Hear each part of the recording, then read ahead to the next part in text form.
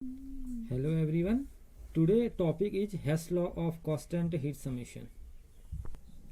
आज बात हम करेंगे हेस लॉ की कि हेस लॉ ने क्या बताया था, क्योंकि हीट समीशन इसके आगे लिखा हुआ है कांस्टेंट हीट समीशन। ये था क्यों, इसका मतलब क्या था? क्योंकि हम पढ़ते हैं, हम ये जानते हैं जो इंथैल्पी होती है वो स्टेट फंक्शन होती है, ठीक है ना। स्टेट फंक्शन मतलब वो इनिशियल और फाइनल स्टेट पर ही डिपेंड करती है और पाथ से इंडिपेंडेंट होती है। मतलब नहीं कि पाथ कहाँ से होते हुए जा रहा है उसका क्या मतलब, उससे कोई फर्क नहीं पड़ता। ये इंथैल्पी के बारे में हम जानते हैं। तो इंथैल्पी जो होती है वो पाथ से इंडिपेंडेंट होती है, ठीक है। ये डिपेंड करती है इनिशियल और फाइनल स्टेट पर, यानी कि रिएक्टेंट पहले क्या था बाद में प्रोडक्ट क्या बना उस पर डिपेंड करेगी, ठीक है। तो जो इंथैल्पी चेंज जो होती है किसी रिएक्शन की, वो अगर हम उनको स्टेप बाय स्टेप करें या हम उसको पूरा एक सीधे एक स्टेप में ले आए तो वहाँ पर कोई एनर्जी में क्या चेंज आता है, क्या एनर्जी चेंज होती है, वहाँ पर कांस्टेंट रहती है। तो उसके बारे में बताने वाले हेस थे। तो इन्होंने क्या बोला, if a reaction take place in several step then it's standard reaction enthalpy is the sum of the standard enthalpy of the intermediate reaction into which the overall reaction may be divided at the same temperature. देखिए ये कह रहा है, अगर हम किसी reaction को, अगर हम किसी रिएक्शन को क्या करें, take place in several step, हम उसको सर्वल स्टेप में उसको करें, यानी कि तोड़ के उस रिएक्शन को बनाएं, ठीक है ना। Then it's standard reaction enthalpy is the sum of standard enthalpy of intermediate reaction into each. तो वो क्या कर रहा है, जो अगर आप उन सबको जोड़ेंगे तो जो एनर्जी आएगी वो क्या आएगी, इक्वल आएगी। इस बात को समझ, जैसे मैं ए टू बी गया और जैसे ए टू बी जाने में जो एंथैल्पी चेंज आया, अगर मैं ऐसे जाऊं A to B to C D E F G, last में इस पॉइंट में पहुंचूं, सपोज के लिए मैं ए और टू बी गया हूं, ए स्टार्ट है इसका इनिशियल स्टेट और बी है इसका फाइनल स्टेट, ये हो रहा है। अब मैं यहाँ से यहाँ तक गया, जो माना एंथैल्पी चेंज है 100 किलो कैलोरी पर जो भी आ रहा है, जूल आ रहा है, ठीक है ना। अब आपने क्या किया, ऐसे नहीं जाते हो आप, कैसे गए, आप ए गए, फिर सी गए, फिर डी गए, फिर एफ गए, लास्ट में आप बी पहुंचे। आप इन सब के जहाँ पहले तो ए टू सी गए, फिर सी टू एफ गए, तो इन सबको अगर आप ऐड करेंगे तो सब क्या होगा, एक जैसा ही आएगा। अगर आप उनको स्टेप में भी करेंगे तो जो एनर्जी रहती है, यानी कि जो आप बोल सकते हैं जो एंथैल्पी रहती है वो क्या रहती है, कांस्टेंट रहती है। तो यहाँ पर को अगर इसे अंडरस्टैंड करना, इसको समझना है तो हम इसे कैसे कर सकते हैं। देखिए एक एग्जांपल के थ्रू यहाँ पर को हम समझा सकते हैं कि क्या है ये। आप यहाँ पर एग्जांपल दिया है कि ग्रेफाइड, आप देख रहे हैं एंथैल्पी चेंज देखना हमने इस रिएक्शन में, हमने ग्रेफाइड है, इसमें ऑक्सीजन मिक्स कर रखी है और सीओ बना रखा है और डेल्टा एच क्या होगी लिखा है यहाँ पर को।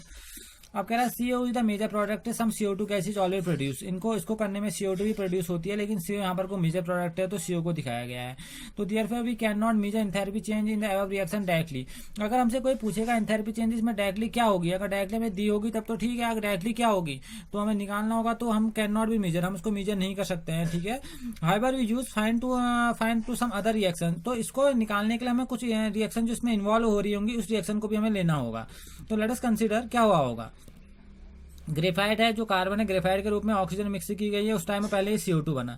जब CO2 बना तो आप देख रहे हैं इसकी एनर्जी रिलीज हो रही है यहाँ पर को, और रिलीज होने में आप देख रहे हैं -393 किलो जूल पर मोल एनर्जी आ रही है। अब देखिए यहाँ पर को फिर से देखिए, कार्बन मोनोऑक्साइड को रिएक्ट कराया गया ऑक्सीजन के साथ और CO2 निकले, तो यहाँ पर भी एंथैल्पी चेंज आई है। तो ये दोनों रिएक्शन एंथैल्पी हैं।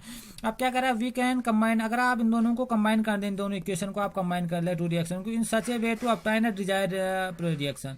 अगर हम इन दोनों को जोड़ेंगे तो हमारे जो डिजायर रिएक्शन थी, जो हमने लानी थी ऊपर, वो रिएक्शन भी हमारे सामने निकल के आ जाएगी। तो देखिए क्या कर रखा है, CO2, अगर आप देखेंगे CO2 बना है और किससे बन रहा है, CO प्लस हाफ O2। तो यहाँ पर को देखो, अब देखो इस बात को समझना, यहाँ हम देख रहे थे एनर्जी क्या थी, निगेटिव में थी, ठीक है ना। अब यहाँ पर कोई एनर्जी किसमें है, पॉजिटिव में, एंथैल्पी पॉजिटिव में है।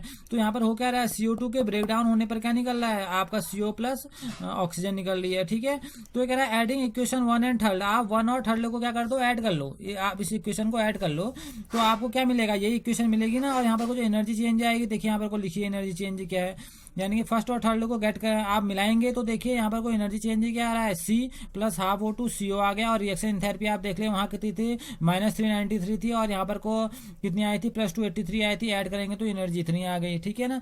तो हमने क्या करना है, हमने डिजायर प्रोडक्ट लेना था, तो हमने क्या किया, उसको स्टेप में तोड़ दिया। पहले हमने देखा, हमने कार्बन को ऑक्सीजन के साथ रिएक्ट कराया, फिर कार्बन मोनोऑक्साइड को ऑक्सीजन के साथ रिएक्ट करा के CO2 प्रोड्यूस की, फिर CO2 को ब्रेक डाउन किया, यानी कि रिएक्शन को रिवर्स कर दिया।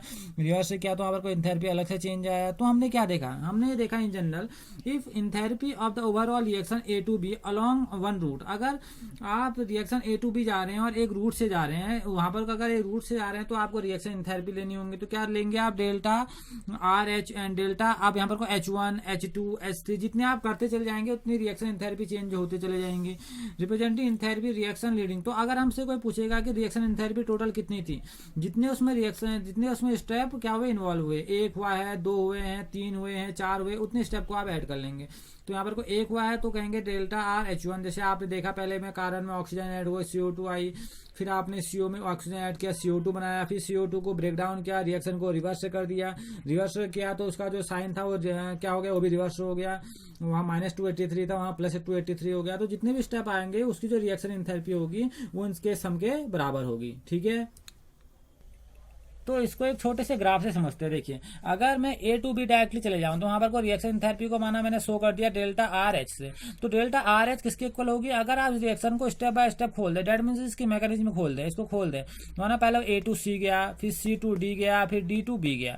अब गया तो बी में ही है, लेकिन यहाँ पर कुछ ने स्टेप ले रखे हैं, तो इन सारे स्टेप को क्या करेंगे, ऐड करेंगे, और इन सब का ऐड इसके बराबर होगा।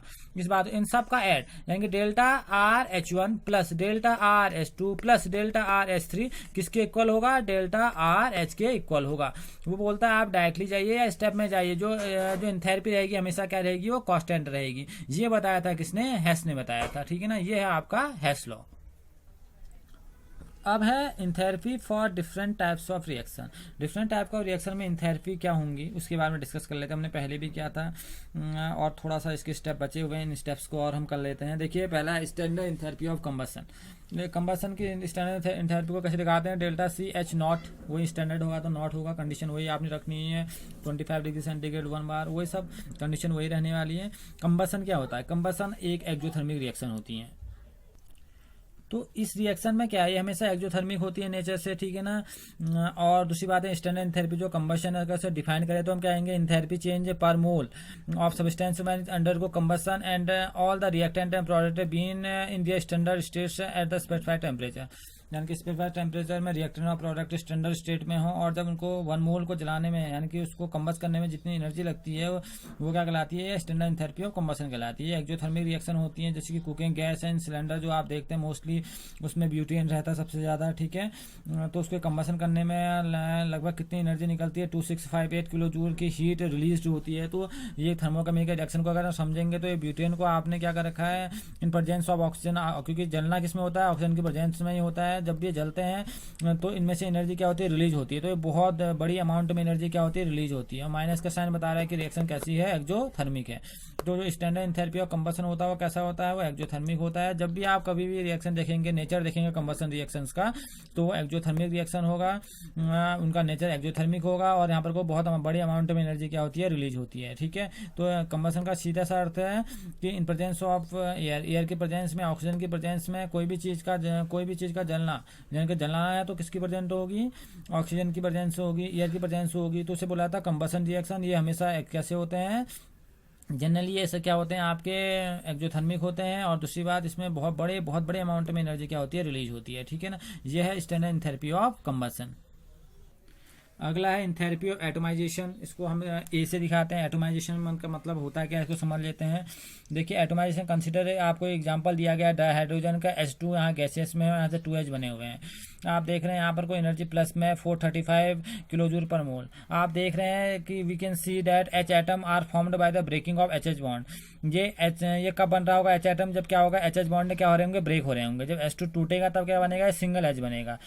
तो कह रहा था enthalpy change in this process is known as enthalpy of atomisation. इसको हम क्या कहते हैं, इंथैल्पी ऑफ एटोमाइजेशन कहते हैं। It is enthalpy change on breaking 1 mole of bond completely to obtain atoms in a gas phase.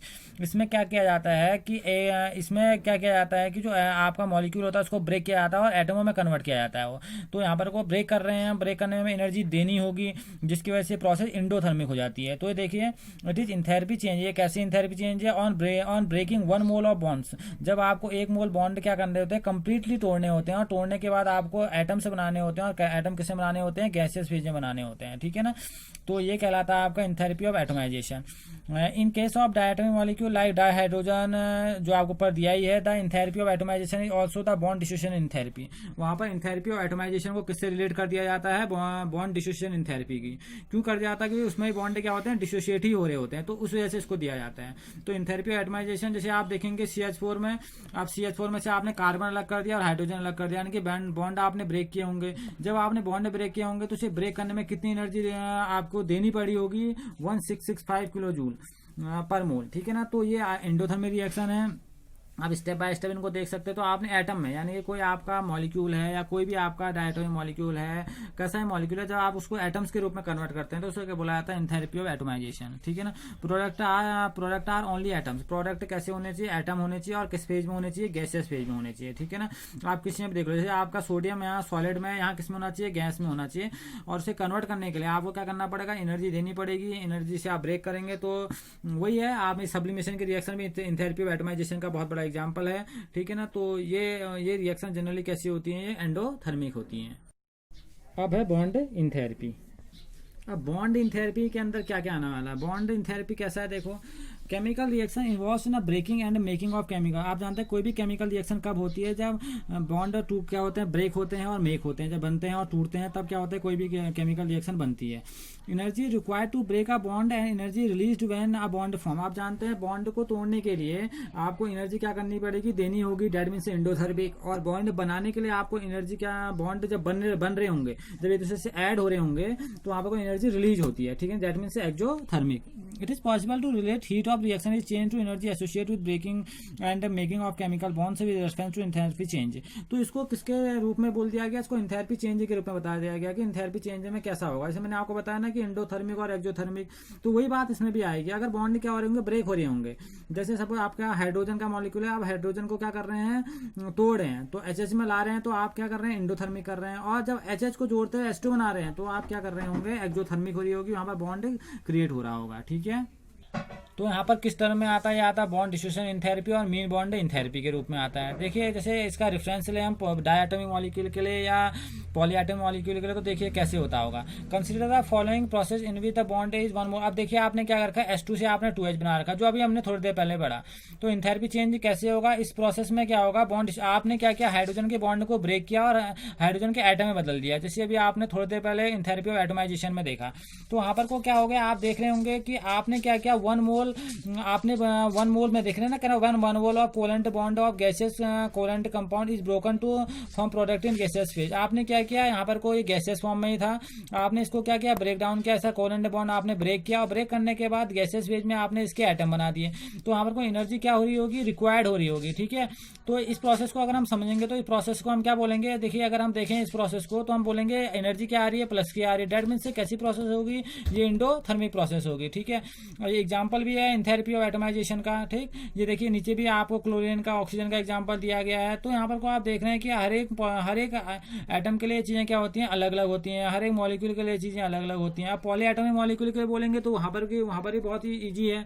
जैसे आपने पिछले एग्जाम्पल में देखा था कि CH4 को हमने ब्रेक डाउन किया था और कार्बन और 4 हाइड्रोजन में अलग कर दिया था, और टोटल एंथैल्पी ऑफ एटमाइजेशन कितनी आई थी? 1665 किलो जूल पर मोल। लेकिन अगर मैं इसको स्टेप बाय स्टेप तोड़ूं और तब मैं सबको ऐड करूंगा तो इसी की एनर्जी के बराबर आएगा। देखो कैसे। पहले CH4 के आपने 4 बॉन्ड तोड़ने होंगे। पहले CH4 से 4 बॉन्ड कैसे तोड़ेंगे? CH3 प्लस H, वहां पर को आपको तोड़ने के लिए इतनी एनर्जी देनी पड़ी। That means endothermic process. फिर आपने CH3 से एक हाइड्रोजन और अलग करना है, CH2 प्लस H, तो फिर एनर्जी आपको देनी होगी। फिर CH2 में से आपने फिर एक H अलग करना है, CH प्लस H हो गया अलग, तो यहाँ पर एनर्जी फिर देनी है। फिर CH में से एक H और अलग करना है, तब कार्बन अपने आप में अलग हो जाएगा और हाइड्रोजन अलग हो जाएंगे। तो देखिए इतनी एनर्जी है इसके अंदर अलग हो गई, और इन सबको अगर आप ऐड कर देंगे ना, तो आपको ये एनर्जी बिल्कुल वही एनर्जी मिल जाएगी। और इसको बोला जाता है मीन बॉन्ड एंथैल्पी। जो आप देख रहे हैं ये सिंगल क्या होगी? इस सिंगल को बोला जाएगा बॉन्ड डिसोसिएशन एंथैल्पी। और इन सब को अगर आप इन सबको ऐड कर लेंगे, तो ये सब ऐड करने के बाद जो टोटल निकल के आती है, बोला जाता है mean bond enthalpy of CH bond. तो यहाँ पर को मीन बॉन्ड एंथैल्पी भी आ गई और बॉन्ड डिसोसिएशन एंथैल्पी भी आ गई। बॉन्ड को ब्रेक करने में जो एनर्जी लगती है, that means that is called endothermic processes. अब है एंथैल्पी ऑफ सॉल्यूशन। अब सॉल्यूशन की एंथैल्पी क्या होगी? जो हमने अभी तक पढ़ा। अब सॉल्यूशन क्या है? Enthalpy of solution of a substance is the enthalpy change of 1 mole of its dissolve in a specified amount of solvent. तो आपने क्या करना है, वही आपने क्या करना है, आपने सॉल्वेंट में जो आपने सॉल्यूट डाला है उसे डिजोल्व होने में जितनी एनर्जी रिलीज होती है वो आप क्या कहलाती है, इंथैल्पी ऑफ सॉल्यूशन कहलाती है। Enthalpy of solution at infinite dilution is the enthalpy change observe on dissolving the substance in infinite amount of solvent when the interaction between the ions are negligible. तो इसमें क्या करा है, जो enthalpy of a solution जो होगा, infinite dilution is the enthalpy change observe on dissolving substance. अब क्या करेंगे, अगर हम किसी सॉल्वेंट में सॉलिड को मिक्स कर रहे हैं और सॉलिड को मिक्स कर रहे हैं तो उसमें जो इंथैल्पी का चेंज आने वाला है, यानी कि जो सॉल्यूशन में जो सॉल्यूशन बनाता है उसमें क्या इंथैल्पी में चेंज आया उसकी बात ये कर रहा है। और दूसरी बात क्या कर रहा है, when the interaction between the ions, और जो इंटरेक्शन हो आयंस के बीच में, इंटरेक्शन कैसा हो, नेग्लिजिबल हो, जीरो के बराबर हो। तो इस बात को समझते हैं क्या है, देखो ये कह रहा है when an ionic compound dissolve in a solvent, जब कोई आयनिक कंपाउंड सॉल्वेंट में डिजोल्व किया जाता है, the ions leave their order position on the crystal lattice, और जो आयन होंगे अपना क्या करेंगे, क्रिस्टल लेटिस में जो जिस ऑर्डर में वो जमे रहते थे उस ऑर्डर को क्या कर देंगे, वो छोड़ देंगे। These are now more free in solution, और सॉल्यूशन में ज्यादातर क्या होते हैं, फ्री हो जाते हैं। But solution of these ions hydration in the case of water also occurs in the same time। तो वहां पर वो क्या हो रहा है, आयंस क्या हो गए, फ्री हो गए, लेकिन इसी टाइम में जो सॉल्यूशन होता है आयंस का वो भी क्रिएट होने लग जाता है इसी टाइम, सेम टाइम में, ठीक है ना। तो इसे हम समझे तो ये कैसा है, देखो ग्राफिकल इस बात को समझते हैं। देखिए ए बी है यहाँ पर को, अब आप देखने पहले ए बी से आपका क्या बना, यहाँ पर देखिए ए प्लस और बी माइनस गैस के बने सॉलिड से, और यहाँ पर को आपने क्या दिया, लेटिस इंथैल्पी दी, इसको आपने लेटिस में चेंज किया है। तो आप देखें लेटिस इंथैल्पी है तो किसमें, आयंस के फॉर्म में आ गया है, तो ए प्लस और बी माइनस आ गया, ठीक है ना। फिर यही यहाँ पर को जाते हुए या तो आप इसको ऐसे दिखा लो, फिर यहाँ पर को आप हाइड्रेशन की इंथैल्पी दिखाओगे तो फिर हाइड्रेट होते हुए किसमें चला जाएगा, एक्वस में चला जाएगा। और या इसको आप डायरेक्टली दिखा दो इंथैल्पी ऑफ सॉल्यूशन से, या तो आप ऐसे दिखा दीजिए, पहले लेटिस में बदलिए, ऐसे आयंस में बदलिए, फिर आयंस में करने के बाद हाइड्रेट कीजिए तब एक्वस में आएगा, या तो आप क्या कीजिए, डायरेक्ट सॉल्यूशन की एनर्जी दीजिए, डायरेक्ट एक्वस में आ जाएगा। तो ये करा जाए enthalpy of solution of A B solution in water therefore determined by the selective value of lattice enthalpy. तो हम लेटिस इंथैल्पी के थ्रू इसको निकालते हैं, ठीक है ना। और दूसरा निकालते हैं हाइड्रेशन ऑफ आयंस के, आपने देखा होगा लेटिस इंथैल्पी और दूसरा हाइड्रेशन ऑफ आयंस के, उससे हम निकालते हैं इंथैल्पी ऑफ सॉल्यूशन। क्योंकि इंथैल्पी ऑफ जो सॉल्यूशन थी यहाँ जो ऊपर आपको दिख रही थी इंथैल्पी ऑफ सॉल्यूशन, वो जो इंथैल्पी ऑफ सॉल्यूशन थी वो इन दोनों स्टेप के क्या थी, इक्वल थी, तो यहाँ पर को बराबर हो गया। तो कह रहा for the most of the ionic compound delta solution H not is positive and the dissociation process is endothermic. ज्यादातर प्रोसेस कैसी होती है, क्योंकि यहाँ पर आपको ब्रेक करने होते हैं, तो ब्रेक करने होते हैं तो ज्यादातर प्रोसेस ये क्या होती है, डिसोसिएशन पर बेस्ड करती है। तो प्रोसेस कैसी होगी आपकी, एंडोथर्मिक होगी, क्योंकि यहाँ पर को भी आपका ए भी टूट रहा है और टूटने के लिए आपको एनर्जी देनी होगी। Therefore the solubility of the most salt in water increase with rise of temperature. इसकी वजह से जो भी सॉल्युबिलिटी होती है बहुत सारे सॉल्ट की वाटर में, वो इंक्रीज हो जाती है जैसे जैसे आप टेम्परेचर को इंक्रीज करते हैं। If the lattice enthalpy is very high, अगर लेटिस इंथैल्पी बहुत ज्यादा हाई है, the dissociation enthalpy of the compound may not take place at all. तो वहां पर को आपकी लेटिस इंथैल्पी काम नहीं करेगी, ठीक है ना। The dissociation of the compound may not, देखो इंपोर्टेंट बात कर रहा है, the lattice enthalpy is very high, अगर लेटिस इंथैल्पी बहुत ज्यादा है, the dissolution of the dissolution of compound may not take place, तो डिसोल्यूशन होगा कंपाउंड का वो नहीं बनेगा। Why do fluoride tend to, बहुत सारे इसमें एग्जांपल भी दिए हैं, tend to the soluble in the corresponding chloride system में, वो वजह होती है इनके लेटिस इंथैल्पी। तो यहाँ पर वो बार बार एक सॉल्ट निकल के आ रहा है, लेटिस इंथैल्पी। अब हम बात करेंगे लेटिस इंथैल्पी की ही बारे में कि लेटिस इंथैल्पी क्या होती है। देखिए लेटिस इंथैल्पी क्या है इसे समझते हैं। The lattice enthalpy of an ionic compound is the enthalpy change which occurs when 1 mole of an ionic compound dissociates into its ion in gaseous state। Lattice enthalpy क्या है किसी आयनिक कंपाउंड की, वो क्या है, इंथैल्पी चेंज है। कब है enthalpy change, which occurs when 1 mole of ionic compound, जब आप 1 मोल आयनिक कंपाउंड को किस में डिसोशिएट कर देते हैं, उसके गैसियस आयन में डिसोशिएट कर देते हैं, और उसको डिसोशिएट करने में जो एनर्जी लगती है उसे बोला जाता है लेटिस इंथैल्पी। सिंपल सी चीज है। लेटिस इंथैल्पी कब बनेगी, लेटिस इंथैल्पी आयनिक कंपाउंड्स की होती है जब कोई 1 मोल आयनिक कंपाउंड को आप डिसोशिएट कर देते हैं, उसके ही गैसियस आयंस के रूप में कन्वर्ट कर देते हैं, तो उसे कन्वर्ट करने में जो एनर्जी चेंज आता है उसे बोला जाता है लेटिस इंथैल्पी। ये देख सकते हैं आप, इसको NaCl एक आयनिक कंपाउंड है, इसने तोड़ दिया इसको Na+ और Cl- सॉलिड था, इसको उसकी गैसियस आयंस में तोड़ दिया। तो वहां पर को आप देख रहे हैं, मैंने बोला था कि लेटिस इंथैल्पी की जो वैल्यू आती है, आप इस बॉन्ड को ब्रेक कर रहे हैं तो that means that is positive, that means it is endothermic process. It is impossible to determine lattice enthalpy directly by experiment. आप एक्सपेरिमेंट के थ्रू अगर आप चाहें कि मैं डायरेक्टली इसको निकाल दूं, दैट इज नॉट पॉसिबल, ये पॉसिबल नहीं है। इसको आप इनडायरेक्ट मेथड से लेटिस इंथैल्पी को आप डिटरमाइन कर सकते हैं। डायरेक्टली मेथड से से आप इसको डिटरमाइन नहीं कर सकते हैं। ये बताने वाले थे बॉन हेबर। तो उन्हीं के नाम पर एक साइकिल है, इसे बुलाया था बॉन हेबर साइकिल्स। अब वो बॉन हेबर साइकिल क्या है उसको समझ लेते हैं। बहुत ही सिंपल साइकिल है, क्योंकि उसने बोला था कि लैटिस थेरेपी को आप डायरेक्टली नहीं निकाल सकते हैं, उसको आपको स्टेप बाय स्टेप करना होगा, यानी कि डेट मीन्स आपको इनडायरेक्ट मेथड से आप उसके लैटिस थेरेपी को कंसिडर कर सकते हैं। तो देखिए इसमें क्या है, अगर हम इसे देखेंगे इस फिनोमिना को, तो देखिए पहले आपने NaCl को ब्रेक डाउन करना है। पहले Na सॉलिड से किसमें बदलेगा, गैस में। That means sublimation of sodium metal का सब्लिमेशन होगा। तो यहाँ पर को आप देख रहे हैं एनर्जी आपको रिक्वायर्ड करनी ही पड़ेगी एंडोथर्मिक प्रोसेस। फिर Na से आप क्या बनाएंगे, Na+ बनाना है, तो यहाँ पर को निकलेगी आपका आयनाइजेशन थेरेपी लगा रहे हैं आप, यहाँ पर को इसे आयंस के रूप में कन्वर्ट कर रहे हैं। तो यहाँ पर भी आपको एनर्जी क्या करनी पड़ेगी, देनी होगी। यहाँ पर एनर्जी देख लीजिए। फिर आप क्या कर रहे हैं, क्लोरीन का गैस है, गैस से आप देखिए हाफ सेल से आपसे गैस बना रहे हैं, डिसोशिएट कर रहे हैं क्लोरीन को, Cl2 से आपने Cl बनाना है। तो यहाँ पर को आप डिसोशिएट कर रहे हैं, तो यहाँ पर भी आप एनर्जी की बात करेंगे। तो ये ग्राफ कुछ ऐसा निकल के आ जाता है। देखिए ये आप देख रहे हैं ना, इसको आप कैसे आपने इसको बदला, NaCl है, आपने इसे कन्वर्ट करते हुए ला रहे हैं। आप इसको कैसे आपने इसे कन्वर्ट करना और कैसे आपने इसको बदलना है, एक साइकिल के रूप में ये चीज को बता दिया गया है कि आप इसको ऐसे बदलेंगे। देखिए Cl है, आपने इसको ब्रेक डाउन किया, ब्रेक डाउन करके Na+ कैसे बनाया, फिर H- कैसे बनाया, फिर Cl2 को Cl जो आपने यहाँ किया था वो आपने यहाँ दिखा दिया, ठीक है ना।